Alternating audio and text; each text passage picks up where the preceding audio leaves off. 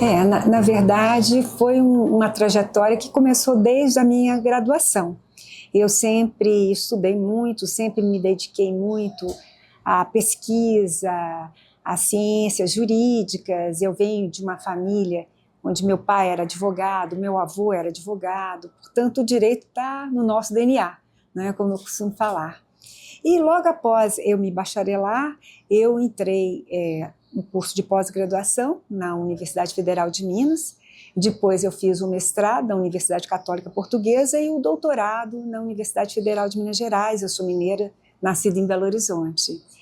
E a partir daí eu fui galgando espaços profissionais. Fiz o concurso para procuradora federal na Advocacia Geral da União. Fui aprovada em primeiro lugar e indicada em 2007 pelo presidente Luiz Inácio Lula da Silva, no primeiro mandato dele, para o Superior Tribunal Militar. Só um parênteses, o Superior Tribunal Militar, a indicação e a composição, não é, ela é muito semelhante à do Supremo Tribunal Federal. A composição não, melhor dizendo, mas a indicação com certeza. Né? É livre escolha do presidente da República, sabatina do Senado Federal, na Comissão de Constituição e Justiça, e, posteriormente, não é, aprovação no plenário do Senado. E eu me tornei uma magistrada, vai fazer quase 2 décadas, e o que eu posso dizer é que eu sempre me dediquei aos estudos, porque nós, mulheres, sempre tivemos que nos empenhar com muito mais esforço. Então, eu fui mestra com distinção pela Universidade de Lisboa, fui doutora com louvor, pela Universidade Federal de Minas, fui aprovada em primeiro lugar no meu concurso para procuradora federal e também no exame que fiz para pós-graduação em Direito Constitucional, né, que foi o primeiro curso de especialização na UFMG, e eu sempre procurei me destacar, porque eu tinha consciência das dificuldades que as mulheres enfrentam, sobretudo dentro do âmbito profissional. Né? E é claro que essas resistências, elas ainda existem, elas permeiam toda a sociedade brasileira, a sociedade de uma forma geral. Não é? Elas são patriarcais, e o patriarcado é estrutural e estruturante, mas a minha luta é exatamente para que as próximas gerações que virão depois de mim, para que as mulheres e meninas possam enfrentar menos dificuldades do que eu enfrentei. Não quero iludir ninguém que elas não enfrentarão. Com certeza, outras dificuldades virão, mas que não sejam as mesmas lutas que eu empreendi, porque aí não tem sentido, aí a história não está caminhando, ela está retrocedendo. Então, eu acho que o meu compromisso, mais do que hoje com as ciências jurídicas, é com o meu pacto intergeracional, porque o fato de eu ser a primeira mulher do Superior Tribunal Militar, fui a primeira mulher aprovada, né, na Fundação Nacional de Saúde como procuradora federal, e também era a única mulher quando fiz o meu mestrado em Ciência Jurídica e Política na Universidade Católica Portuguesa, me mostrou como é necessário ampliar espaços e abraçar a sororidade para que o mundo se torne um pouco mais igual.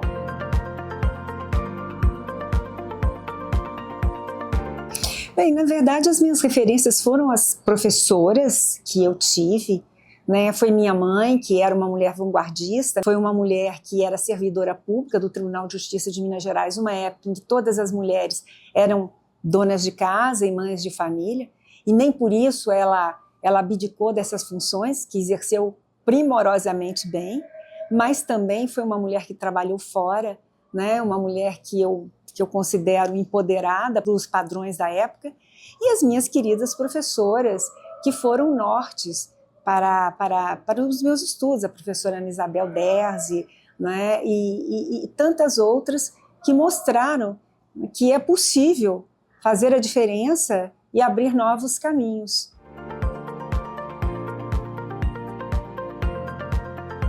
Com certeza. Aliás, eu passei a sentir foi quando eu me tornei ministra do Superior Tribunal Militar.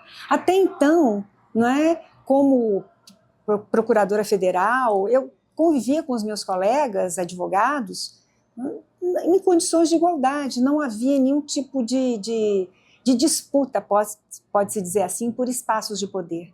Foi no Superior Tribunal Militar que eu senti, primeiro por ser um reduto de masculinidade, porque as Forças Armadas ainda são, a despeito da integração da mulher nas Forças Armadas, e depois porque ali, naquele momento, eu falava em condições de igualdade, né, com outros homens, na mesma situação que eu estava, e eu era a única mulher. Então, muitas das coisas que eu dizia eram repetidas, e quando eu falava não eram escutadas, mas quando um colega do sexo masculino dizia, eram absorvidas. Muitas teorias que pode dizer, eu semeei dentro da nossa jurisprudência não eram atribuídas a mim. Então, realmente foram espaços de luta, foram momentos de dificuldade, mas eu acho que o nosso papel, né, nosso papel de transformar o mundo e de aprimorar as relações sociais inclui esse enfrentamento contínuo, porque sem dúvida alguma, um enfrentamento contínuo que todas nós, mulheres, e todos nós, né, segmentos minoritários, de uma forma geral, afrodescendentes, homossexuais, indígenas, todos nós temos que nos deparar para termos os nossos espaços e os nossos locais de fala preservados.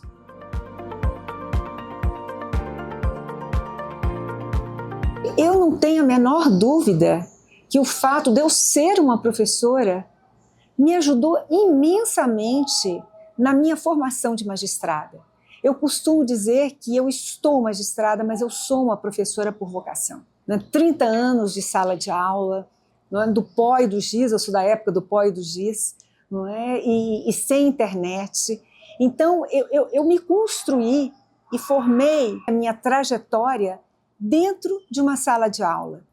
E é onde eu me realizo e é onde eu realmente me descubro como profissional e até como ser humano.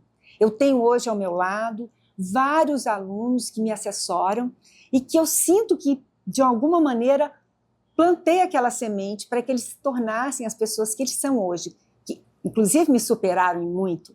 Não é? Isso, para mim, é uma grande felicidade. O Comped é o maior evento científico, não é? E eu remonto isso a anos atrás, não hoje, mas de muitas décadas, não é? O maior evento científico das ciências jurídicas do país. Não é? É onde estão aglutinados as grandes mentalidades que estão forjando, que estão construindo, que estão analisando, né, as ciências jurídicas brasileiras. E para isso é necessário que haja pesquisa, que haja inovação, que haja reflexão sobre essa contemporaneidade que nos confronta com tantos ineditismos, pelo menos no que me diz respeito, que sou uma mulher do século passado, que sou uma mulher do século XX. Então, questões como o direito digital, né, o direito da nova genética, que até então não existia na minha época, né, o próprio direito autoral, o direito do consumidor, enfim, o direito penal, que ganhou novas nuances e novas interpretações, tudo isso vem no bojo de uma modernidade que era impensada quando eu sentei nos bancos de faculdade. Então, hoje, estar aqui sendo homenageada pelo Comped eu acho que é a quintessência da minha trajetória profissional, é a quintessência do meu esforço, né, dentro do magistério, e eu atribuo como um enorme reconhecimento ao meu trajeto de professora,